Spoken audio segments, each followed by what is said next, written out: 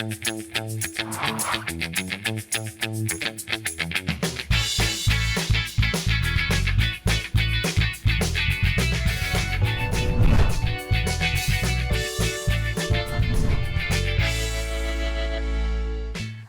আলাইকুম প্রিয় দর্শক, দেশ এবং দেশের বাইরে যে যেখান থেকে চ্যানেল আয়ের পর্দায় চোখ রাখছেন, স্বাগত জানাচ্ছি সালাম স্টিল স্ট্রেট কাটের আয়োজনে। সাথে আছে দীপ্তি চৌধুরী। দীর্ঘদিন পরে গণতন্ত্রের সবচেয়ে গুরুত্বপূর্ণ যে জায়গা সংসদ, জাতীয় সংসদ কার্যকর হচ্ছে বলে আমরা দেশবাসী যারা আছি তারা আশা রাখছি, কারণ সেখানে মতামত রাখা হচ্ছে, তার বিরুদ্ধে ভিন্ন মত রাখা হচ্ছে এবং তারপরে আমরা দেখেছি যে বিরোধী দলের অবজেকশনের ভিত্তিতে একটি প্রস্তাব বাতিল হয়েছে, এরকমও হয়েছে। সো আমরা আসলে চাই যে জনগণ যারা ভোট দিয়েছেন তাদের মতামতেরও প্রতিফলন ঘটবে সংসদে, এবং সংসদের একটি গুরুত্বপূর্ণ দায়িত্বে রয়েছেন এমন একজন অতিথিকে আজকে আমরা আমাদের মাঝে পেয়েছি। আমাদের সাথে রয়েছেন জাতীয় সংসদের সরকার দলীয় চিফ হুইপ জনাব নুরুল ইসলাম মনি এমপি। আসসালামু আলাইকুম, স্বাগতম আপনাকে। ওয়ালাইকুম আসসালাম, আপনাকে স্বাগতম, সেই সাথে দর্শক শ্রোতা সবকে স্বাগত জানাচ্ছি। কেমন আছেন? ভালো আছি আলহামদুলিল্লাহ। অনেক ধন্যবাদ এবং অভিনন্দন আপনাকে এই গুরুত্বপূর্ণ দায়িত্ব পালনের জন্য। সরাসরি প্রশ্ন যদি যেতে চাই, চিফ হুইপ এই পদের দায়িত্বগুলো আসলে কিভাবে নির্ধারিত হয় এবং সেগুলো পালনে আপনি নিজেকে কিভাবে তৈরি করছেন বা কি কি জিনিস মাথায় রাখছেন? দেখুন, কোনো মানুষ যদি কাজ করতে চায় তাতে কাজের ক্ষেত্র বাড়তেই থাকে। একটা গল্প দিয়ে শুরু করতে হয়। রাইটার্স বিল্ডিংয়ে কোনো এক সময় দুই ক্লার্ক বসছে একদিন চা খেতে। তো তাকে একজন ক্লার্ক জিজ্ঞেস করে, শ্যামবাবু, আমি বুঝে উঠতে পারছি না, ওর ভদ্রলোকের নাম রাম, মানে এটা ধরে নিলাম আর কি, আমি বুঝে, আপনি প্রতিদিন বিকাল 4টায় অফিস থেকে চলে যান আর আমি রাত 10টা-11টা পর্যন্ত ফাইল শেষ করতে পারি না, তারপরেও আমি বাড়িতেই ফাইল নিয়ে যেতে হয়, কি করেন আপনি? আপনি এত মানে কেমন করে? উনি বলেন যে আমার যত ফাইল আমার কাছে আসে আমি বলি যে রামবাবুকে পাঠিয়ে দিন। নিশ্চয়ই কোথাও একজন রামবাবু আছে এই বিল্ডিংয়ে। কই, সেই লোক আপনি যে আমাকে এত ফাইল পাঠান? এখন আপনি রামবাবু নাকি শ্যামবাবু? আমি রামবাবু হয়েছি। এই জন্য মানে আমি ধরুন সেশন বসেছে, দায়িত্বের কথা বলছি, সেশন বসেছে 12 তারিখে, তারপরে বন্ধ, 15 তারিখে আবার শুরু করলাম। সেদিন প্রথম দিনই তো সেশনে প্রেসিডেন্ট বক্তৃতা দিয়েছেন, সেকেন্ড দিনে আমরা কি করব সেরকম একটা ডিসিশন নিলাম। 29 তারিখ পর্যন্ত বন্ধ, 29 তারিখে আবার শুরু করলাম নতুন করে। 30, 31, 1 এই 3 দিন পার্লামেন্ট চললো। 2 তারিখে আমরা রিপোর্ট। ভূমিকম্প সহনীয় মোস্ট ডিউরেবল দেশের প্রথম Thermex rod Salam steel. Salam steel বোঝে durability. Salam steel most durable still পেশ করলাম। 133টে বিলের ভাগ্য নির্ধারিত হয়েছে মাত্র 5 দিনে। এটা বাংলাদেশের ইতিহাসে এই প্রথম, এবং পৃথিবীর ইতিহাসেও বলা যায় এটাই প্রথম হইতে পারে আমি ধারণা করি। 133টা অধ্যাদেশে কাজে সেই কয়দিন 4-5 দিনে মানে বিজি প্রেস বলুন বা এস্টাবলিশ মিনিস্ট্রি বলুন, বিশেষ করে মিনিস্টার নিজে, তারপরে আমাদের পার্লামেন্টের সচিব এবং সচিবের মানে রিলেটেড যারা আছে সবাই মিলে, ব্যক্তিগতভাবে আমি, আমার সাথে লোকজন, আমরা 4-5 দিন কেউই অ্যাকচুয়ালি ঘুমাতে পারিনি, খালি এইটা রেডি করার জন্য।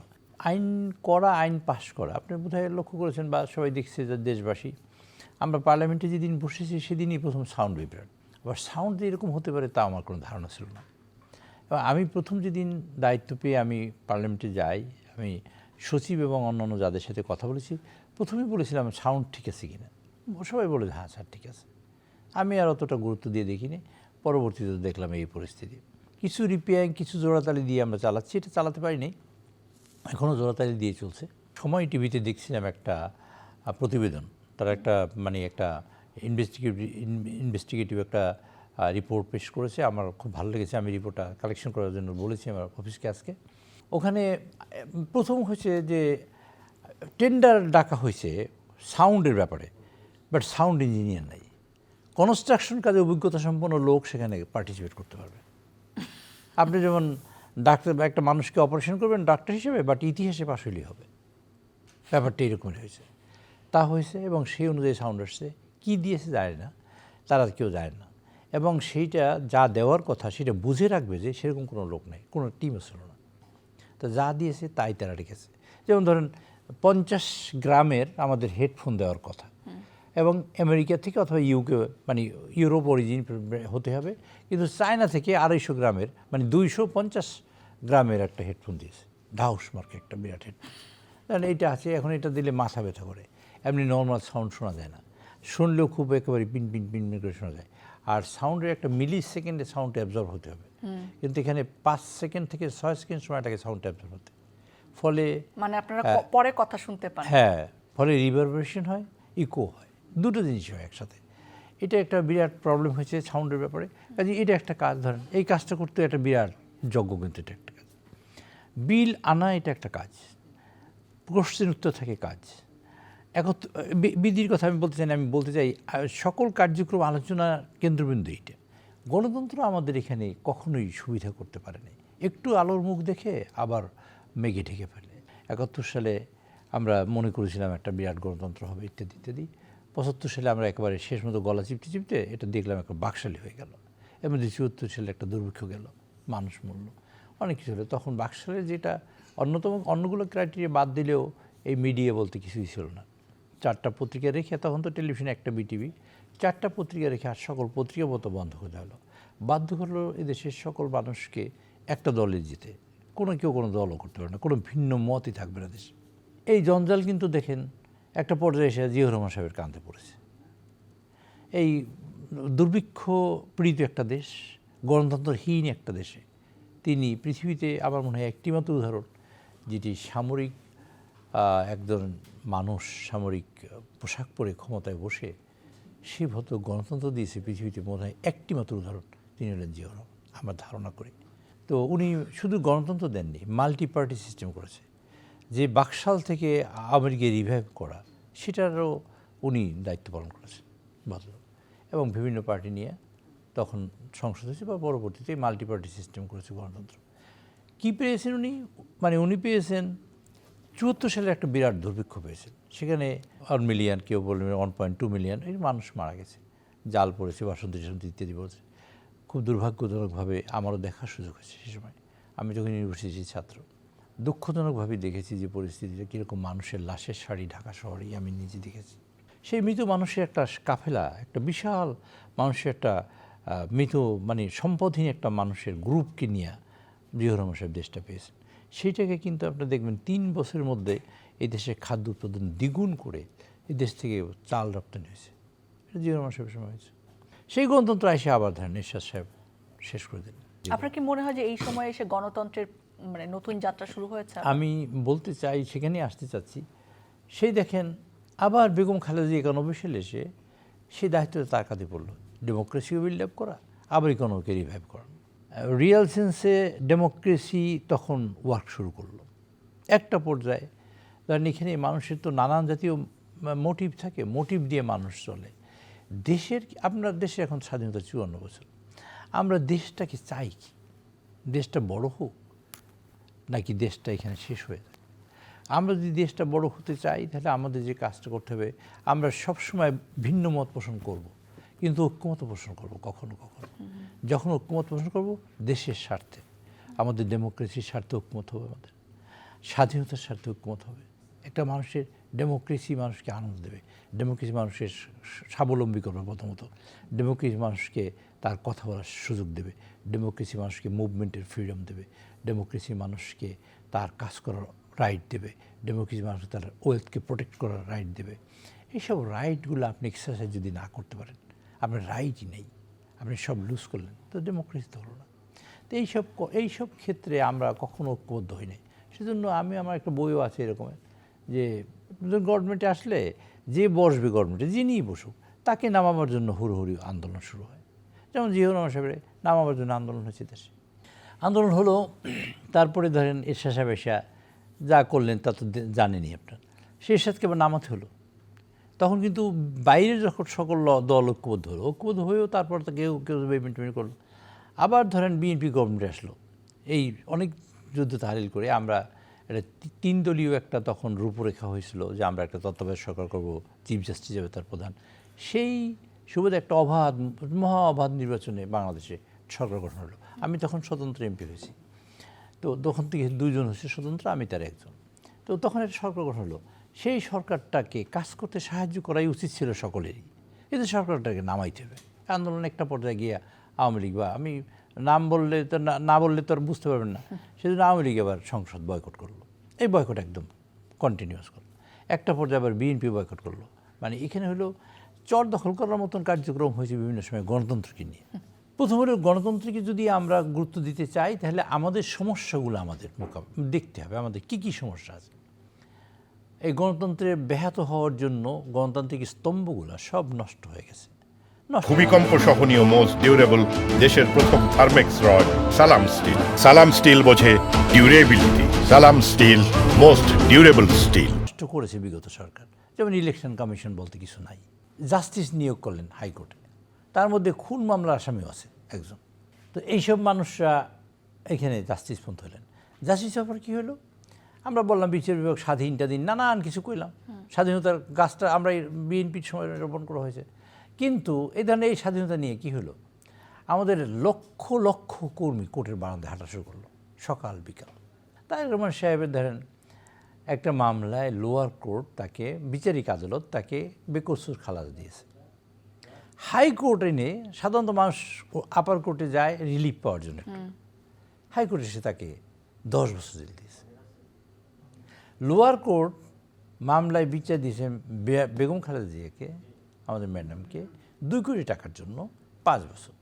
সেই 2 কোটি টাকা ব্যাংকে বেড়ে এখন 12 কোটি টাকা হয়েছে, কিন্তু ওনাকে জেল দেওয়া হয়েছে। আচ্ছা, অন্যকে সেই মামলা হাইকোর্টে আমরা রিভিশনের জন্য, মানে রিভিউর জন্য বা অ্যাপিল করার জন্য, যে আমরা বিচার পাইনি, সেই কথায় হাইকোর্ট 10 বছর করে দিয়েছে, 5 বছর। 21শে আগস্টের গ্রেনেড হামলা 3বার চার্জশিট দেওয়ার পরে তারেক সাহেবের নাম কেন আসে নাই, সেজন্য 4বারের বারে তার নাম দেওয়া হয়েছে এবং তাকে কনভিক্টেড দেওয়া হয়েছে। এই বিচার বিভাগকে আমরা বলছি স্বাধীন, হ্যাঁ নিশ্চয়ই স্বাধীন ছিল। বেগম খালেদা জিয়াকে জেল দেওয়ার ক্ষেত্রে স্বাধীন ছিল। বক্সিবাজার থেকে হাইকোর্টে কাগজ আসবে তার জন্য 45 দিন সময় নিয়েছিল। আপনার মনে আছে নিশ্চয়ই থাকার কথা, এটা তো খুব কাছের সময়ের ঘটনা। বেগম খালেদা জিয়াকে 3বারের প্রধানমন্ত্রী, বর্ষিয়ান মহিলা, মৃতপথযাত্রী, এরকম একটা মানুষকে জেল না হইলো, জেলে এক ঘরে একটা এলাকার মধ্যে 1 লাখ মানুষকে থাকা হইলো। এরকম কার্যক্রম হয়েছে গণতন্ত্রের মধ্যে। আমরা যদি ইতিহাস থেকে শিক্ষা নিয়ে বর্তমানে আসি, আপনারা বিচার এগুলো হয়েছে, স্বাধীন করতে ফলে হয়েছে কি, আমাদের পুলিশ আয়নাঘর করেছে, বাদ্রিক কাজে করে আয়নাঘর করেছে, টর্চার সেল ছিল, অত্যাচার হয়েছে, গুম হয়েছে, খুন হয়েছে, নির্যাতন হয়েছে, নারী ধর্ষণ। কেন? ধানের শীষে ভোট দিলের জন্য 4 সন্তানের জননীকে নারী ধর্ষিত করা হয়েছে নোয়াখালীতে, আপনি জানেন, সুবর্ণচরে। এই যে ঘটনাগুলো ঘটছে, এগুলো হইল গণতন্ত্রহীনতার কারণে এইসব হয়। সর্বাগ্রে যেটা দরকার তা হলো অর্থনৈতিক মুক্তি। মানুষের খুবই দরকার। অর্থনৈতিক মুক্তি কখনোই সম্ভব হবে না যদি আপনি আমি ঝগড়া করতে থাকি। আপনার হবে না, আমার হবে না। আপনি আমার বিরুদ্ধে লাগলেন, আপনি you are expending your time, energy and money. I am expending all the things against you. তাহলে আমি আমার এই সম্পদটাকে নষ্ট করলাম আপনার পিছনে, আপনি সম্পদ নষ্ট, টাকা সম্পদ না, কিন্তু আমার 3টার সম্পদ, আমার শক্তির সম্পদ, এই নষ্ট করছে আপনার জন্য এবং ক্ষতি করছে আপনার ক্ষতি। শুধুমাত্র বিরোধিতার জন্য বিরোধিতা করলে আসলে দেশের মানুষের লাভ একেবারেই লাভ হয় না, এবং না হয় না তার চূড়ান্ত অবস্থায় তার প্রমাণ আমরা বর্তমান সংসদ সেইটা বলতে চাচ্ছি। আমি খুব প্রত্যাশা করছি, আমি খুব আশাবাদী যে এই কাজটা এবার বোধহয় হবে না, হবে বলে মনে করি না। এখন ভুল হতে পারে, কিছু ভুল হতেই পারে। আমাদের 220 জন মাননীয় সংসদ সদস্য এবার নতুন এসেছে, একেবারে নতুন, তারা সংসদ দেখেননি। আর প্রত্যেকেরই একটা ধারণা আছে বোধহয় রাস্তায় আন্দোলন করাটাই মূলত কাজ।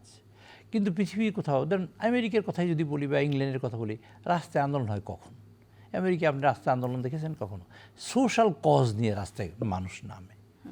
এখন ইরানে যুদ্ধ করছে ট্রাম্পকে বলছে যে সে একটা রাজা হওয়ার চেষ্টা করতেছে। এই যে এই আন্দোলনটায় মানুষ নামছে, গণমানুষ নামছে। বাংলাদেশে কিন্তু সেইভাবে আমাদের কাজটা হয় না।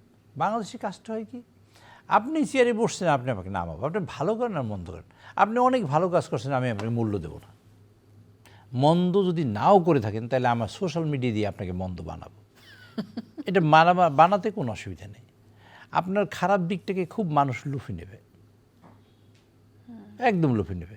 আপনার ভালো দিকটাকে জানবেও না যে আপনি একটা ভালো কাজ করছেন। এটাকে বিএনপি সরকার সবসময় এখনও তো ফিল করছি, আমরা ফিল করছি না।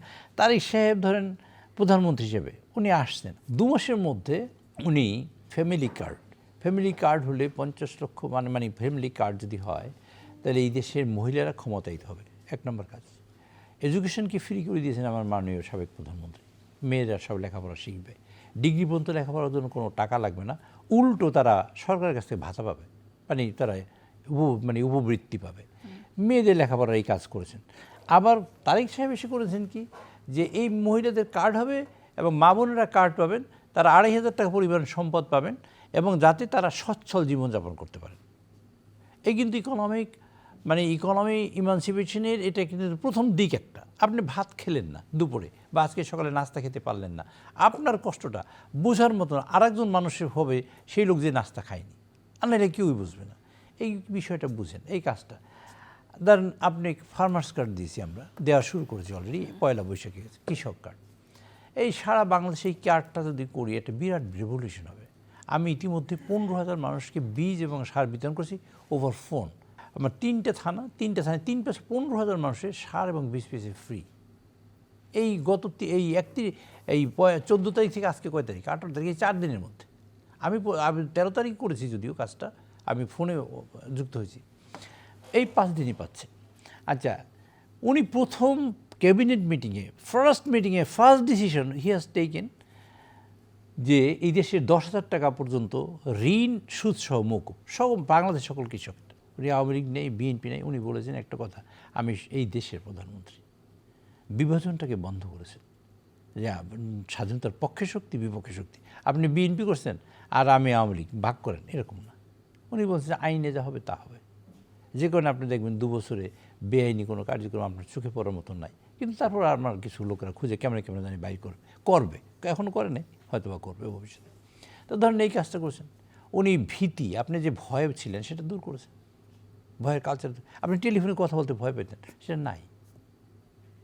উনি মানুষের আশা করতো না, মানুষ মনে করতো কোনো রকম বাস্তব নেই। এটা হিটলারের একটা বিখ্যাত উক্তি আছে, মানুষকে যদি করতে চাও তবে মানুষের আশাকে ধ্বংস করো, মানে আশা করতে না পারে। বেঁচে থাকাটাকেই যেন সে মনে করে এইটাই তার সর্বোচ্চ পাওয়া, শুধু বেঁচে আছি এটাই তার সর্বোচ্চ প্রাপ্তি। এটা হিটলারের একটা যুক্তি ছিল। আমরা সেই রিজিমটা পার করে এসেছি, যে আমরা বেঁচে আছি, আমি ধরা পড়ি নেই, র্যাব আমাকে ক্রস ফায়ার দেয় নাই, আমি কোনো জায়গায় আটকা পড়ি নেই, আমাকে গুম হই নেই, আমাকে নিয়ে দেয় তুলে, এইটাই আমার প্রাপ্তি। সকালবেলা ঘুম থেকে উঠে আল্লাহর শুকর আদায় করছি যে এইটাই আমার একটা বিরাট প্রাপ্তি। এটা ছিল, সেই কালচার থেকে বের করে নিয়ে আসছেন এই দেশের মানুষকে। সেই রকম মানুষের পরিস্থিতি নেই, এইরকম অনেক জায়গা থেকে বের করে নিয়ে আসছেন। এগুলো তো প্রাপ্তি, আপনি দেখছেন, কিন্তু এটা ইনভিজিবল, আপনি দেখেন না, সেজন্য এটা বলে না। এটা চোখে দেখাই দিলে কেবল আপনি দেখবেন। আবার আপনি একই বিপদে পড়লে তখন বলবেন হ্যাঁ ওই সময়টা ভালো ছিল, তা না হলে এটা বুঝতে পারেন। আস্তে আস্তে মানুষের মধ্যে সহনীয় হয়ে যায়। এরকম অনেক কিছু পেলে মানুষ ভাবতে থাকে না, তখন আর একটা পাওয়ার আশা করে। ক্লাস 5 উঠলে ক্লাস 6-এ ওঠার খুব চেষ্টা করে, কেমনি 6-এ উঠবো, এরকম মানুষের প্রত্যাশা থাকে। আর উনি করেছেন সকল ইমাম মুয়াজ্জিনদের ইশতেহারেও বলেছেন যে আমরা তাদের সম্মানিত করব, রাষ্ট্রীয়ভাবে ভাতা দেওয়ার চেষ্টা করছেন। এই প্রথম বাংলাদেশের মুসলমানদের একটা 92% মুসলমানের দেশে ইমাম মুয়াজ্জিনরা এই প্রথম সরকারের কাছ থেকে টাকা পাইল, ফার্স্ট পাবে, শুরু করেছে। পুরোহিতরা পাবে, বিভিন্ন ধর্মের সম্প্রদায়ের লোকরা পাবে। এইরকম কাজ যদি আপনি সিরিয়ালি করেন, প্রায় 80-90টা ধরনের কাজ উনি মানে সরকার একটা গুড স্টার্ট করেছে। জি, আমাকে একটু বলেন যে সংসদে বিরোধী দলের যে ভূমিকা থাকা দরকার, সেই জায়গায় জামাত এনসিপি জোট কেমন করছে, আপনার মূল্যায়ন? আপনি এখন প্রশ্ন করেছেন যে হুইপ হিসেবে, চিফ হুইপ হিসেবে আপনি কীরকম ফিল করেন? চিফ হুইপ হিসেবে ফিল করি, এই পার্লামেন্টে এসে আমার মনে হয়েছে যে এই পার্লামেন্টে রিচ পার্লামেন্ট হবে, আশা করছি আমি। কেন আশা করছি? বিরোধী দলের আমার বন্ধুরা যারা বিরোধী দলে বসছে, তারা তো সংসদে আসেন নাই, বিগত দিন আসেন নাই। আমাদের মাননীয় প্রধানমন্ত্রী প্রথমবারের সংসদ সদস্য হয়েছেন, আমাদের বিরোধী দলীয় নেতা প্রথমবারের সংসদ সদস্য হয়েছেন। দুজনেই কেয়ারফুল যে সংসদটা কার্যকরী হোক এবং সংসদটা ভালো চলুক এবং দেশের কল্যাণে কাজ করুক। বিরোধী দলের মাননীয় সদস্যরা সব নতুন, কিন্তু অনেক লার্নের মানুষ আছে এবং অনেক লার্নের, এবং আমি তাদের সাথে কথা বলে আমি মুগ্ধ। আমি কিছু লোকজনের সাথে কথা বলছি, তারা এই শেখার জন্য সিরিয়াসলি ট্রাই করেন এবং তারা বই পড়ছেন এবং তারা খাটছেন। এবং আমি মনে করি 1-2টা সেশন যাওয়ার পরে আমরা বুঝবো যে আমাদের দায়িত্বটা কী। পার্লামেন্টে আলোচনা হবে, সমালোচনা হবে, পার্লামেন্ট হবে বিতর্কের জায়গা। আমরা সকল সমস্যাকে আনবো পার্লামেন্টে, আমরা সুযোগ করে দেবো আলোচনার। আমার সমালোচনা না করলে আমার ভুলটা আমি জানতে চাই আমার বন্ধুদের কাছ থেকে, আমি আবার সঠিক পথে যাবো, সেইটা করুক তারা, এবং সেটা আমি মানে ওয়েলকাম করি। আমি ব্যক্তিগতভাবে ওয়েলকাম করি। আমি দেখেছি আমার মাননীয় নেতা, সংসদ নেতা, আমাদের প্রধানমন্ত্রী, তিনি ওয়েলকাম করেন, পছন্দ করেন। Lovely. এবং একজন মানে বিরোধী দলের নেতাদের সম্পর্কে এরকম কথা আমরা শুনে অভ্যস্ত না, কিন্তু শুনে খুব ভালো লাগছে এবং না, আমরা আমি- আশাবাদী হচ্ছি। আমাকে একটু বলেন যে এই সরকার আসলে ফাইন্ডিংটা কি, তেলের যে এই যে দীর্ঘ লাইন এবং তার কারণে যানজট, মানে এটা কি শুধুমাত্র আন্তর্জাতিক কারণে নাকি অন্য কিছু? না, কারণ আন্তর্জাতিক কারণ ছাড়া আর তো কোনো কারণ নেই। আমার তেল পাওয়া, এখন গভর্নমেন্ট স্পট মার্কেট থেকে তেল কিনছে। গভর্নমেন্ট তো একটা পাইপ লাইন ছিল আগেই, 3 মাসের তেল সবসময় হাতে থাকে, মজুদ থাকে, তো সেই পাইপ লাইনেই তেল আনতে থাকতো সবসময়। কিন্তু এখন তো গভর্নমেন্ট তেল পায় না, মানে ইচ্ছে করলেই তেল জোগাড় করা যায় না। আবার কিছু ইনফ্লুয়েন্সিয়াল পিপল আছে in the whole market, in the whole world. এই কয়েকদিনই আমি ইনফরমেশন গ্যাদার করার চেষ্টা করছি, 5টা কোম্পানি আছে সারা পৃথিবীতে, 80% স্পট মার্কেট কন্ট্রোল করে তারা। 80% তারা বাংলাদেশেও একটা পার্টিকুলার ম্যান, একদম ভূমিকম্প সহনীয় মোস্ট ডিউরেবল দেশের প্রথম Thermex rod Salam steel. Salam steel বোঝে durability. Salam steel most durable steel. Particular লোকই সবটা হ্যান্ডেল করে, একটা পার্টিকুলার লোকে, যার ইনফরমেশন আমার কাছে এসে পৌঁছছে। মেবি ইট ইজ রং বা ইট ইজ রাইট, বাট আমি যেটা পাইছি, আমি ডেফিনিট হওয়ার চেষ্টা করছি আরও, যে একটা পার্টিকুলার লোকই এইটাকে হ্যান্ডেল করে এবং ওই 4টা বা 5টা কোম্পানি এখানে একচেটিয়া ব্যবসা করে। একচেটিয়া, একেবারে একচেটিয়া বললে তো একটু কম বলা হয়, মানে এককভাবে একেবারেই, আর কোনো লোক নেই। আর লোক কিছু আমাদের গভর্নমেন্ট চেষ্টা করছে ইন করার জন্য, তাদের দিয়ে সেটা একটা আর একটা, মানে এটা একটা একটা থাকে কি, ধরেন কতগুলো মানুষজন একটা গেমের মধ্যে আছে, তারা জানে গেমটা কি, আমি নতুন মানুষ জানি না, তো আমাকে দিয়ে গেম করাইয়া বেনিফিটটা তারাই নেয় মূলত। এই জন্য আপনারা দেখবেন যে ধরেন অনেক সময় প্রচারণাটা হয় পজিটিভ, কিন্তু বিষয়টা হয় নেগেটিভ। যেমন ধরুন বা হিরোইনের কোনো অ্যাডভার্টাইজমেন্ট দেখছেন কোথাও? দেখেন নাই। কিন্তু হিরোইন অ্যাডভার্টাইজমেন্ট, হিরোইন আর বা এরা খায় পায় কোথায়, বা এরা জানলো কোথা থেকে? জানার রাস্তাটা হলেই যে আপনি হিরোইন খাবেন না, আমরা সব মাদকের বিরুদ্ধে, বিরাট মিছিল মাদকের বিরুদ্ধে। একটা ইয়াং ছেলে রাস্তায় হাঁটতে হলো, চিন্তা করে, আচ্ছা মাদকের বিরুদ্ধে মিছিল, ইয়েবা কী জিনিস, একটু খাই দেখি, এই খাওয়া শুরু করলো সে। এটা কিন্তু পজিটিভ কাজ করার চেষ্টা করলো, কিন্তু ইম্প্যাক্ট নেগেটিভ। এই কাজটা, আন্দোলনটা করার জন্য কিন্তু কিছু লোক ফান্ডিং করে, ওই এবার লোকেরাই ফান্ডিং করে, যে তোমরা এই মিছিলটা করো যাতে আমার লোকেরা প্রচার করে। আর আরও একটা মাদক আছে পৃথিবীতে, যেটা আপনি জানেন না, আমি জানি না। এখন এই যদি আন্দোলন, এই মিছিল করুক, দেখবেন 50টা মিছিল করুক, আপনি নামটা জানেন, আমিও নামটা জানবো। তো এইরকমের কিছু কার্যক্রম আছে। তো আমি আপনার এই যে সময় তেলের ব্যাপারটা আমি বলি, সমগ্র পৃথিবীতে ওরাই কিছু কার্যক্রম করে, সেটাকে সেদিকে যেতে চাই না। তেলটা গভর্নমেন্ট স্পট মার্কেট থেকে আনার পরে এখানে পাইপলাইনে আমাদের ইনাফ তেল আছে। আমরা নেগেটিভ নিউজটাকে করি এরকম, যেমন আমরা ইস্টার্ন রিফাইনারিটা বন্ধ, এটা আপনি নিউজ জানেন, কিন্তু আপনি কি জানেন সেই দিনই 2 লক্ষ মেট্রিক টন তেল নিয়ে জাহাজ ঘাটে ভিড়েছে? এই জানেন না। এই জন্য আমি বলি যে আমাদের মানুষের মধ্যে তেল শেষ হয়ে যাবে, তেল মনে হয় না, প্যানিক ক্রিয়েট করা। এক্স্যাক্টলি, হ্যাঁ, এই প্যানিকটা ক্রিয়েট করলাম। অনেকে আবার জার ভর্তি করে নিয়ে যাওয়ার চেষ্টা করছেন। আপনি যে প্যানিক ক্রিয়েট করলেন, আপনি যে মিডিয়া, মানে আপনার কথা বলি, আপনাকে মিন করে আপনাকে বলছি যে দ্যাট মিনস দিস মিডিয়া। মিডিয়ার দায়িত্বটা কি?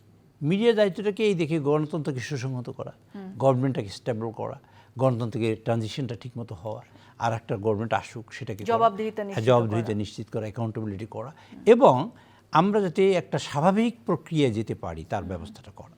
এই যে এখানে সোশ্যাল মিডিয়া রেসপন্সিবিলিটি অনেক, কিন্তু এটা তো কন্ট্রোলের বাইরে। সরকার ইতিমধ্যে জাইমার রহমান এক জায়গায় বলেছেন যে এই জায়গায় আমাদের একটা নীতিমালা আনা দরকার। আমাদের একটা নীতিমালা আনা একদম জরুরি হয়ে দাঁড়িয়েছে। এমন কোন এই বাংলাদেশে 5 তারিখের পরে সবচেয়ে বেশি ট্রলের শিকার প্রধানমন্ত্রী তারেক রহমান। মিডিয়ার freedom, it does not mean that I can say anything whatever I like. Absolutely. সরকার অত্যন্ত শক্তিশালীভাবে, তারেক রহমান সাহেব বিশেষ করে প্রধানমন্ত্রী, মাননীয় প্রধানমন্ত্রী খুবই চেষ্টা করছেন যে তেলটাকে এখানে কন্ট্রোল রাখা। এই মানুষকে এতবার বিরাট ইকোনমিক যে হ্যাজার্ড হবে সেইখান থেকে সেভ করার জন্য তেলটাকে সেভ করে রাখছে। একই সময় হামের ব্যাপারে উনি মাননীয় স্বাস্থ্যমন্ত্রীকে বারবার ডেকে বিভিন্ন জায়গায় পাঠিয়ে ও যে এইখানে দেখেন, এবং তারা সিরিয়াস অ্যাকশন মানে অ্যাকশন আছে, সব জায়গায় হামের এখন টিকা হচ্ছে, দিচ্ছে ইত্যাদি কার্যক্রম চলছে। এছাড়াও যে কোনো জায়গায় যেসব জায়গায় যা কিছু হচ্ছে, আবার বাজেটারি সিস্টেমের মধ্যে কাজে যেখানে হাত দেওয়া দরকার সেখানে দিচ্ছে। আবার ধরেন আমাদের সামনে প্রবলেম আছে, যেমন ধরেন আমাদের অনেক টাকা আমাদের সুদ পেমেন্ট করতে হবে, সেই ব্যাপারে কার্যক্রম আছে। রেমিটেন্সের আমাদের মার্কেট বন্ধ হয়ে গেছে, ধরেন মিডল ইস্টে মার্কেট বন্ধ হয়েছে, নিউ মার্কেট খোলার জন্য চেষ্টা করছে মিডল ইস্টে, মানে এই মালয়েশিয়া অন্যান্য কান্ট্রিতে। চেষ্টার কোনো ত্রুটি নেই, অন্ত নয়। আমি সেই ক্ষেত্রে মানে চিফ হুইপ হিসেবে পার্লামেন্টে আমি প্রত্যাশা করব অপোজিশনে যারা থাকবেন, ছোটোখাটো ত্রুটি বিচ্ছুতি সব মানুষই হয়, আমার হবে, আপনার হবে, সবারই হবে। এইটা এক ধরনের দেখে দেশ সামনে যেতে পারে, গভর্নমেন্ট বসতে পারি, সামনে যেতে পারে, সেই রকম কাজ তারাও করবে, আমরাও করব। এবং যখন জাতীয় প্রয়োজন হবে তো আমরা ঐক্যবদ্ধ হবো সব। লাভলি। সংরক্ষিত নারী আসন নিয়ে এখন ভীষণ আলোচনা হচ্ছে, কারণ আরও অলমোস্ট 50 জন সদস্য আপনাদের সংসদে যোগ হবে, এবং তার জন্য আসলে বিএনপি কোন জিনিসগুলোকে বেশি মাথায় রাখবেন? এই বক্তব্যের শুরুতে প্রথম ওয়েলকাম করি সকল নারী সদস্যদের, চিফ হুইপ হিসেবে আমি বলি তারা আসুক। প্রথমত বলবো, সামাজিক কন্ট্রিবিউশন যার বেশি থাকবে, ডেমোক্রেসির প্রতি যার কমিটমেন্ট আছে, আর যিনি রিয়েলি এডুকেটেড, লার্নেড, এরকম মানুষকে গুরুত্ব আমাদের। কিন্তু বেশিরভাগ সময় কি হয় যে আমরা রাস্তায় মার খেয়েছি, আমাদেরকেই দিতে হবে, অমুক কেন যাবে না, মানে রাস্তায় মার খাওয়াটাকে একটা গুরুত্বপূর্ণ ক্রাইটেরিয়া সংসদে যাওয়ার জন্য। এটা ইজ যে ওয়ান অফ দ্য ক্রাইটেরিয়াস, একটা ক্রাইটেরিয়া, যে অনেকগুলো ক্রাইটেরিয়া, একটা ক্রাইটেরিয়া। একটা মানুষ এডুকেটেড না, একটা মানুষ লার্নেড না, একটা মানুষ he does not know the system, or she does not understand or having the capability to understand the democracy, এরকম লোক আমি মনে করি না যে মাননীয় প্রধানমন্ত্রী তারেক রহমানও এটা চিন্তা করবেন বা বিরোধী দলের থেকে এরকম চিন্তা করা হবে। আমরা আশা করব যে এই ক্ষেত্রে যারা আসুক তারা সত্যি সত্যি কন্ট্রিবিউট করুক to build up the nation. Lovely, অনেক ধন্যবাদ আপনাকে। আপনি বরগুনা 2 আসনের মানুষ আপনাকে ভোট দিয়ে সংসদে পাঠিয়েছেন, সো এরপর একটা গুরুত্বপূর্ণ দায়িত্বে আপনি রয়েছেন। পুরো দেশের মানুষ তথা বরগুনা 2 এর মানুষের জন্য যদি কিছু বলতে চান সেটা শুনে শেষ করবো আয়োজন। আমি বলতে চাই, আমি বরগুনার মানুষের কাছে খুবই ঋণী তাদের কাছে। তারা আমাকে বারবার সংসদে পাঠিয়েছে, এবারও পাঠিয়েছে। মাননীয় প্রধানমন্ত্রী তারেক রহমান সাহেব আমাকে প্রধান চিফ হুইপ করেছেন পার্লামেন্টে। কিন্তু আপনাদের কাছে আমি বিনয়ের সাথে একটা ক্ষমা চেয়ে নিব, এই কারণে আমি খুব ফাঁকি দিয়েছি কয়েকদিন। ফাঁকি দেওয়া ছাড়া আমার কোনো বিকল্প ছিল না, কারণ আমার 133 টেবিলের রফা দফা করতে হয়েছে। আমি প্র্যাকটিক্যালি বেশ অনেক রাতের ঘুমাতে পারিনি, এবং ইভেন বলতে কি আজকে রাত্রেও আমার এরকম মানে অসুবিধা হয় না, কারণ এই সাউন্ড সিস্টেম নিয়ে আমি ওয়ার্ক করেছি সারা রাত ধরে, যে how I will solve it. তো এই কারণে আমি খুব অ্যাটেনশন দিতে পারি না। আমি আপনারা ভোট দিয়েছেন, আমি কৃতজ্ঞ আপনাদের সকলের কাছে, যারা দিতে পারেন না তাদের কাছে কৃতজ্ঞ। এই প্রথম সেশনটা শেষ হয়ে গেলে আমরা অনেকখানি বুঝে ফেলবো, এর মধ্যে দ্বিতীয় সেশনে আমার এত বড় প্রেশার থাকবে বলে আমি মনে করি না। তখন আমি সকলের সাথে দেখা করতে পারবো, অনেকের সাথে দেখা করতে পারিনি। এই কারণে আপনাদের জন্য অনেক শুভকামনা, আমাদের সকলের আপনাদের জন্য শুভকামনা। প্রিয় দর্শক, আপনারা যারা সঙ্গে ছিলেন, সংসদ সম্পর্কে আমাদের যে ধারণা কিংবা যে আশা, সেই জায়গায় আরও একটুখানি পালকযোগ হলো আমার ধারণা, সেই ভাবনায়, সেই স্বপ্নে। আপনাদেরকে ভালোবাসা জানিয়ে আজকের মতো শেষ করছি। আবার দেখা হবে, আবার কথা হবে। ধন্যবাদ।